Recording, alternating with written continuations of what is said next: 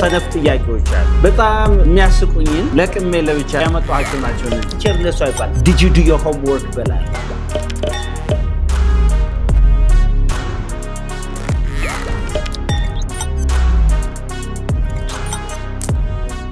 እንግሊዝኛን በአቋራጭ ያለምንም ድክመት ለመማር የሚፈልጉ ተማሪዎች የሚጠይቋቸው ሰነፍ ጥያቄዎች አሉ። እነዚህ ጥያቄዎች በነገራችን ላይ በጣም እንዳስተማሪ ከሚያሳስባችሁና ከሚያናዳችሁ ጥያቄዎች ናቸው። እነዚህ ጥያቄዎች መካከል እናንተ አላችሁበት ወይ?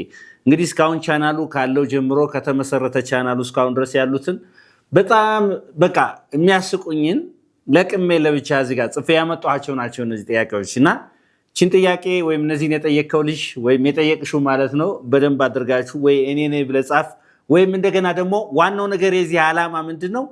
እነዚህን ጥያቄዎች የሚጠይቅ ተማሪ ስህተት መሆኑን እንደገና ቋንቋ ለመማር ደግሞ እነዚህ ጥያቄዎች መጠየቅ የለባቸው የሚለውን ነገር ሃይላይት ለማድረግ ነው። የመጀመሪያው ጥያቄ how long will it take me to speak English fluently?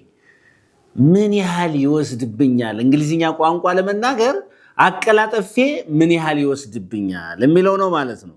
የሚያቀላጥፈው ተማሪው የአቀላጥፎ ለመናገር የተማሪው ከውስጥ እንደ እሳት የሚንበገበግ ፍላጎት ሲደመር ዲሲፕሊን ሰልፍ ዲሲፕሊን ራስን መግዛት ራስን መቆጣጠር እየመረረ ማጥናት እየመረረ ፕራክቲስ ማድረግ ሲደመር ያስተማሪው ጥረት የተጋባ ነው። ያስተማሪው ጥረት እኩል ይሆናል ለውጥ ነው። ይህንን መጀመሪያ መገንዘብ። ስለዚህ how long will it take me to speak English fluently የሚለውን ከመመለሱ በፊት አንድ ተማሪ የኔ ፍላጎት ምን ያህል ነው? ዝም ብሎ ሙቀት ነው ወይስ ፍላጎት ነው ያለኝ? እንደገና ደግሞ እየመረረኝም እንደፈለኩ በቃ የሆነ ነገር እያደረኩ እንደገና አጠናለሁ ወይ ምናምን ነው? ወይስ ዛሬ አጥንቼ አንዱ ሞቲቬት ሲያደርግ ሲያነቃቃኝ ዛሬ አጥንቼ ቀጣይ ላይ ደግሞ በቃ ያ ሙቀቴ ሞቲቬሽኔ መነቃቃቱ ዝቅ ሲል ትቸውተኛለሁ ወይ ለአንድ ወር ለሁለት ወር የሚለውን ነገር እንትን በሉ ማለት። ብዙ ሰው እንግሊዝኛ ለመማር ይነሳሳል። ነገር ግን ያቺ የመነሳሳት ሙቀት ከ5 ከ6 ቀን በኋላ የለችም። ተመልሶ 3-4 ወር ይተኛና እንደገና ደግሞ የሆነ ነገር አስፈለጊ ብሎ በሚልበት ሰዓት ይነሳል ተመልሶ። ይሄ የዲሲፕሊን ወይም ራስን የመቆጣጠር የመግዛት ችግር ነው። እችን መመለስ አለበት። እችን የጠየቀኝ ልጅ ማለት ነው። ሁለተኛ is there a shortcut to become a fluent speaker ይላል። is there a shortcut to become a fluent speaker? shortcut ማለት ነው አቋራጭ ማለት ነው። አቋራጭ መንገድ አለ ወይ? በጣም አቀላጥፎ ተናጋሪ ለመሆን በደንብ ለመናገር አቋራጭ መንገድ አለ ወይ? አቋራጩ ቅድም እንዳልኩት ነው ዲሲፕሊን ሲደመር ሞቲቬሽን ሲደመር ምን ማለት ነው? ልፋቱ ስቃዩ ያስተማሪው ጥረት እሱ ሆኖ ማለት ነው። ምክንያቱም ኖ ፔን ኖ ጌን፣ አንድ ነገር ካላመመህ ምንም ህመም ከሌለው ለውጥ የለም ማለት ነው። ስለዚህ ያንን ነገር አብሮ ነው። ስለዚህ ሾርትከት የሚባል ነገር እኔ የማይገባኝ ነገር ሾርትከት በአቋራጭ የሆነ ነገር ምናምን ነገር። አሁን ገንዘብ በአቋራጭ ማግኘት ይቻላል፣ በተለያየ ሚንስ ማለት ነው። በተለያየ ሚንስ ማግኘት ይቻል ይሆናል። ነገር ግን እውቀት በአቋራጭ አይመጣም። በአቋራጭ የሚባል ነገር የለም። በነገራችን ላይ ጊዜውን ማሳጠር ይቻላል ወይ? አዎ ማሳጠር ይቻላል። እዚህ ጋር በዚህ ቀጥታ መንገድ ሄጄ እንደዚህ ቀጥታ መንገድ ሄጄ ወይስ በዚህ እንደገና ደግሞ ዲስፕሌስ አድርጌ ዲስፕሌስመንት ሄጄ በዚህ በሆነ ነገር አድርጌ የትኛው ነው እንትን የሚለኝ? ያ ከሆነ ጥያቄው ተገቢ ነው። ስለዚህ መሆን ያለበት ምንድነው? ረጅም ጊዜ ላለመውሰድ ተብሎ ቢስተካከል ይሄ ጥያቄ ማለት ነው። ይሄን የጠየቀው ሰው እኔ ነኝ ብለህ አሁንም ጻፍልኝ። ስለዚህ ሾርትከት ሳይሆን ላይፍ ሎንግ ለርነር ለመሆን ነው ጥረት ማድረግ ያለባችሁ። ኦፍኮርስ ሁል ጊዜ እየከፈልን ከአስተማሪ ጋር 2 ዓመት 3 ዓመት ላንማር 4 ዓመት ላንማር እንችላለን። ነገር ግን ማድረግ ያለባችሁ ነገር ምንድነው? ከአስተማሪው ጋር እስከዚህ ሌቭል ድረስ ከኤ1 ሌቭል ወደ ኤ2 ከኤ2 ወደ ቢ ወደ ቢ2 ከወሰደኝ ከዛ በኋላ ሲ1 እና ሲ2 ያለውን በራስ ያስኬደዋለሁ ብላችሁ እንደዚህ አይነት እቅድ ማውጣት ነው ያለባችሁ ማለት ነው። ኦልራይት ይሄ ያለ ማለት ነው። ሌላው ማለት ነው can I learn English just by watching movies ይላል። ሙቪን ብቻ በመመልከት በማየት እንግሊዝኛ መማር ይችላል ወይ? እና the word just እዚህ ብቻ ለማለት ነው። እና ሙቪን ብቻ በማየት እንግሊዝኛ መማር አይቻልም። ሙቪን ብቻ ሌላው አያስፈልገኝም። በነገራችን ላይ ብዙ ሰው የሚጨነቀው የስፖክን እንግሊሹ ነገር ነው የሚያስጨንቀው የመናገሩ ጉዳይ ስለ ጽሁፍ የሆነ ነገር ጻፍ ሲባል ለምሳሌ በጣም እንግሊዝኛ የሚናገር ሰው አካዳሚክ ራይቲንግ ላይ ጻፍ ሲባል አይኤልቲኤስ ቶፍል ኤስኤቲ እነዚህ ኢንተርናሽናል ኤግዛሞች ጂአርኤ አሉ ማለት ነው እነዚህ ጋር ሲመጣ ፕሮፌሽናል ራይቲንግ ሙያዊ የሆነ ጽሁፍ ላይ ሲመጣ ቀጥ ነው የሚለው ማለት ነው ስለዚህ ሁሉም ነው የሚያስፈልገን both informal and formal English ያስፈልገናል እና እንግሊዝኛ መማር ሲባል ደግሞ አራቱንም ስኪል አብሮ ማለት ነው አራቱም ስኪል ማለት አራቱም ክህሎቶች ማንበብ መጻፍ መናገር ማዳመጥ አራቱንም አንዱ ካንዱ አይለይም በደንብ መማር አለብህ እንጂ ሙቪ ብቻ በመያዝ በእንግሊዝኛ ብቁ ሆናለሁ ሳይሆን በምንድነው ብቁ የምትሆነው በብቃት ትጽፋለህ ወይ በብቃት ያዳመጥክ ነው ብቃት ባለው መልኩ አንብበህ የሪዲንግ ኮምፕሪሄንሽን ወይም አንብቦ የመገንዘብ አቅምህ የት ነው ያለው አንድ የሆነ ትልቅ ፓሴጅ ቢሰጥህ ትልቅ የሆነ ስቶሪ ቢሰጥህ ያንን አንብበህ ትረዳዋለህ ወይ ስለዚህ አራቱንም ስኪል ኢንቮልቭ ማድረግ ወይ ማካተት አለብህ በዛ ጋር መሳተፍ አለብህ ነው ኦኬ and one of the silly questions በጣም እቺ ደግሞ በጣም ቀሽም ጥያቄ የምትባል ከሁሉም ያገኙት do I really need grammar ግራመር ያስፈልገኛል ወይ ቋንቋውን ለመናገር ለመማር ግራመር ለምን እንጨነቃለሁ ግራመሩ ያስፈልገኛል ወይ የሚል ነው ማለት ነው በነገራችን ላይ what is grammar በመጀመሪያ grammar refers to the rule of the language አይደለም ግራመር ማለት ነው it's the rule of the language የቋንቋው ምንድነው ህግ ማለት ነው የቋንቋው ህግ ነው ለምሳሌ አንድ ሰው አንድ ህፃን ልጅ የእናትና አባቷን ቋንቋ ስትማር ወይ ሲማር እዚህ ጋር verb እዚህ subject እዚህ object እዚህ ምናምን ተብሎ አይደለም የተማረው ምክንያቱም ከእናትና አባቱ immediately ያዳመጠ በኋላ ያንን ነገር rehearse ያደረገ እየሰባበረ ተማረ በኋላ እየተቃና መጣ ማለት ነው የሰው ልጅ ሜንታሊ በውስጡ ግራመር አለው ላድም ይባላል ላድ ማለት language acquisition device ማለት ነው ስለዚህ mentally there is some pattern there is some structure of grammar በተፈጥሮ አለ ነገር ግን ፉል ለመሆን ፉሊ ነገሩን ለመያዝ ግዴታ ግራመር አስፈላጊ ነው መቼ ነው ግራመሩን የምትማሩት አፋችሁን በእንግሊዝኛ በደንብ ከፈታችሁ በኋላ ካፍታታችሁት በኋላ ነው ግራመር መማር ያለባችሁ አንድ ቢግነር ተማሪ ጀማሪ ግራመሩን የሚያስቀድም ከሆነ ቃላት ሳያጠና ቮካብላሪ ሳያጠና አፉን በእንግሊዝኛ ለመፍታት ሳይሞክር ቀድሞ ግራመር ካጠና በህግ ብቻ ይታጠርና ያኔ ወጦ ለመናገር ምን ይሆናል ፈሪ ይሆናል ለሶፊት ማለት ነው ምክንያቱም በዚህ ግራመር መሰረት ይሄኛው ስተት ነው ይላል እንደዚህ እኮ አይባልም እንዲሚል አንብብ ያለው ማለት ይጀምራል ስለዚህ መጀመሪያ ማስቀደም ያለበት ምንድነው ቮካብላሪ እና ስፒኪንግ ይቀድምና ከዛ በኋላ ማን ይሆናል ማለት ነው ቤዚክ ሆኖ መሰረታዊ ነገር ንግግሮችና መሰረታዊ ቮካብላሪ ወይም ትርጉም ከቻልክ በኋላ ሰባብረ መልክቱን ካስተላለፍክ በኋላ ያንን የተበላሸውን ነገር ማቃናት ስለሚያስፈልግ የአኪዩሬሲ ጥያቄ ስለሚመጣ ወደ ግራመሩ ትሄዳለህ ማለት ነው በዚህ መልኩ ብትሄድ እንግሊዝኛን በአቋራጭ ያልከው ባይሆንም በተወሰኑ ወራቶች ውስጥ በደንብ አድርገህ ትችላለህ ማለት ነው ኦኬ alright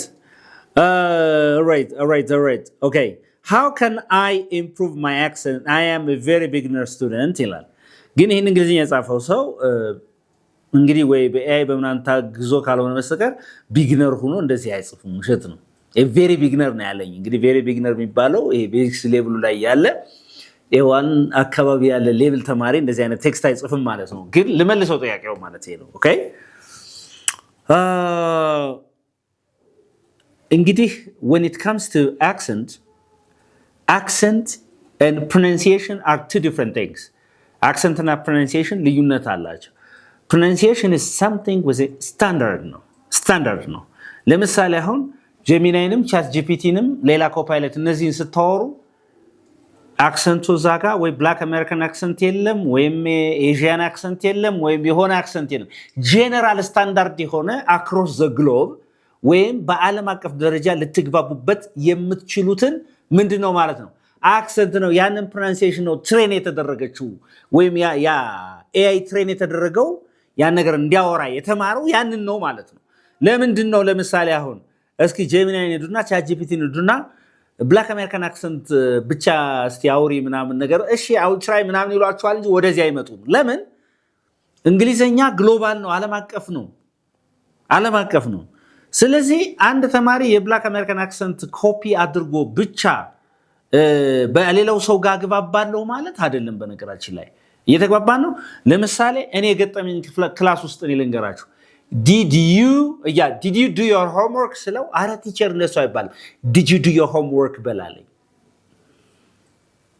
አሁን አሜሪካኖች did you do your homework because did now and did you do your homework ይላሉ እንግሊዛውያንሳ did you do ይላሉ ራሱ አውስትራሊያን did you do ይላሉ ስለዚህ የእንግሊዝና የአውስትራሊያ ሌላ የካናዲያን ሌላ እንግሊዘኛው ስተት ነው ማለት አይደለም ስለዚህ መጀመሪያ ማስቀደም ያለብህ ፎኔምስ የሚባሉ አሉ አይደል ድምጾች ፎኔምስ እነሱ ለፕሮናንሲዬሽን ስለሚያገለግሉ ስታንዳርድ የሆኑ እነሱን ድምጾች ማጥናት ነው የሚጠቅመው ከዛ ቀስ ይያልክ አክሰንት ሪጂናል ስለሆነ ማለት ነው ከሪጅን ቱ ሪጅን ስለሚለያይ ቀስ ያልክ ደግሞ የተለያዩ ሰዎችን አክሰንት ትለምዳለህ ነው እንጂ አስፈላጊ በጣም አስፈላጊ ነው ይሄን ነገር መልሼልህ ከሆነ ማለት ነው all right and the other one is I know a lot of words ብዙ ቃላት አውቃለሁ I know a lot of words but I am afraid to speak English ይላል ደግሞ አስተካክለና ነው በኩላችሁ ነገራችን ላይ ኦኬ ብዙ ቃላት አውቃለሁ ነገር ግን እንግሊዝኛ መናገር ይከብደኛል ነው ያለ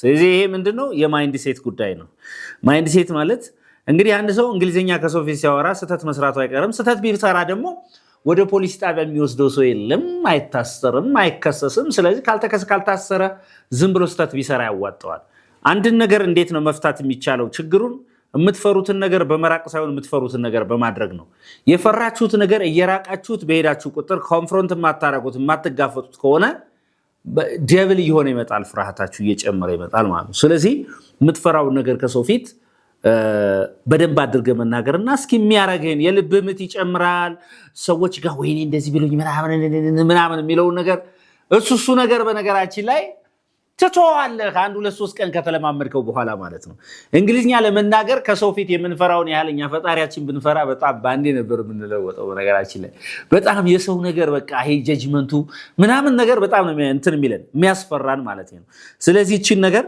እንደዛ አድርግ ምንም የሚመጣብህ ነገር የለም ደፍረ ከሰው ፊት ፕራክቲስ አድርግ ምክንያቱም ግባቱን ይዛዋል ኢንፑት ብቻ ዋጋ የለውም አውትፑት ቋንቋ ፕሮዲዩስ መደረግ አለበት እንጂ ኢንፑቱ ግባቱ ብቻ ምንም ትርጉም ስለሌለው ማለት ነው alright yeah and the other one is can you teach me very quickly because I have got something to do አይነት ነገር ነው ጥያቄው can you teach me very quickly እንደው በፍጥነት ብታስተምረኝስ እንደው የ6 ወር የነበረውን ወደ ወር አድርገህ ወደ 1 ወር አድርገህ ወደ 2 ወር አድርገህ በ15 ቀን አድርገህ አይነት ነገር የሚጠይቁትን ለማለት ፈልጌ ነው በብዛት ብዙ ጥያቄ ስላለ እንደዚህ ነገር በ15 ቀን እንደው ብታስተምረኝስ ምን ይመስልሃልና አንድ ነገር ለምሳሌ አሁን ሳሩን አጨድኩት አይደል አንድ ሳር አጭጄ ተሸክሜ ወደ ቤቴ ይዤው ሄዳለሁ ያን ሳር ኦውን አድርጌዋለሁ ምንም አንዴ ማጨድ ነው ጉልበቴን የተጠቀምኩት ማለት ነው አእምሮአችሁን ስትጠቀሙ ግን በሚገርም ሁኔታ ቋንቋ ላይ ግን ድሪል ይፈልጋል አንድ ህፃን ልጅ እንደተወለደ ወዲያው በ15 ቀን ውስጥ አማርኛ መናገር ይችላል አይችልም ምክንያቱም ፕሮሰስ አለው አንድ ትልቅ ሰው በጣም ቢግነር ከሆነ እንግሊዝኛ ምንም የማያውቅ ከሆነ ወዲያው የተወለደ ህፃን ማለት ነው በሌላ አባባል ለቋንቋው ህፃን ነው እያልኳችሁ ነው ስለዚህ ይሄ 15 ቀን አንድ ወር ቬሪ ኩዊክሊ ምናምን የሚባል ነገር የለም በቻልከው መጠን ሜቶዶሎጂን በማሳመር ስልት የማስተማር ስልትን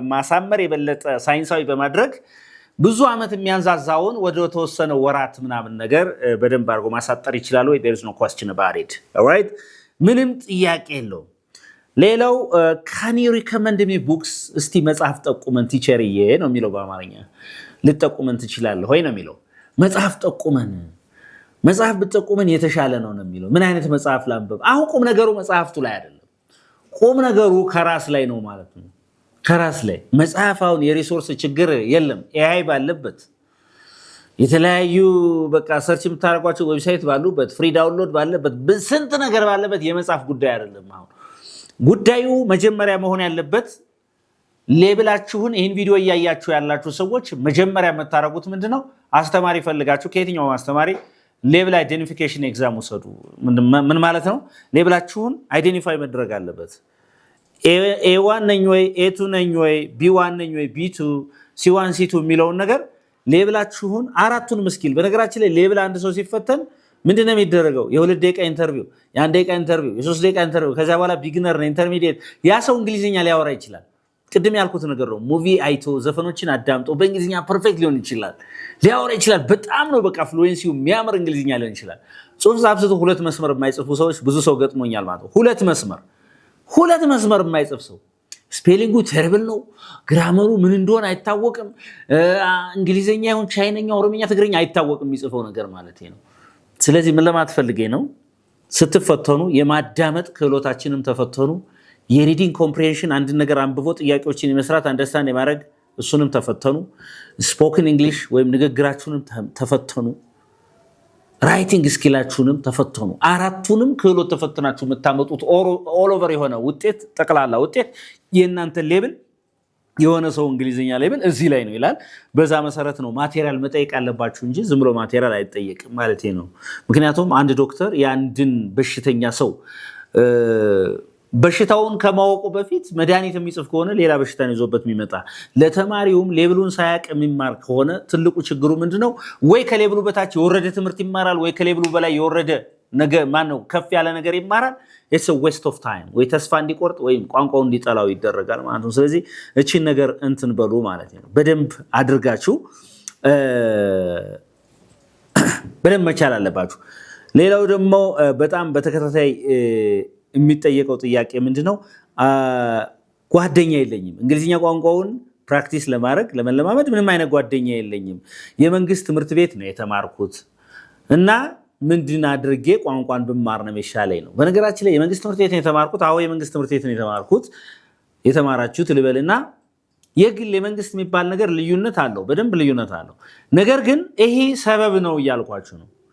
የመንግስት ትምህርት ቤት ነው የተማርኩት፣ ጥሩ አስተማሪ አላገኘሁም፣ አስተማሪ እንግሊዝኛ እንደዚህ አድርጎ። ኦኬ እንደዛ ከሆነ እኔ የወሰድኩት እርምጃ ምንድን ነው? አሁን ፕሮብለሙን አይዴንቲፋይ አድርገናል። አስተማሪያችን በደንብ ሰፖርት አላረገንም።